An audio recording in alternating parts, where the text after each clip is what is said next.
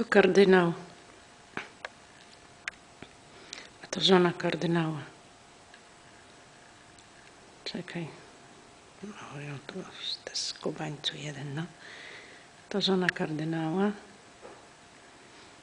a to, czekaj, co to jest? Jakiś krzyżyk malutki. A to z kolei kapinera, zdaje się, a to znowu żona kardynała, a tam z tyłu kapinera.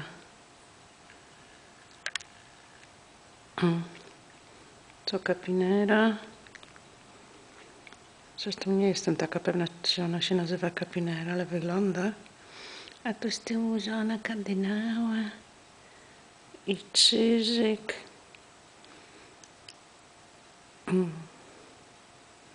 Tu wróbel też jest z boku, ale boję się poruszyć, bo pouciekają. To żona kardynała wygląda. O, jest. A kardynała nie ma.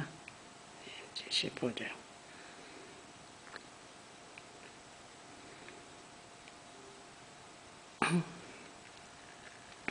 Krzyżyk teraz przylatuje.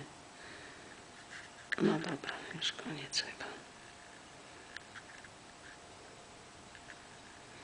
Wróbel boi się chyba podejść, bo jest gdzieś tutaj na boku.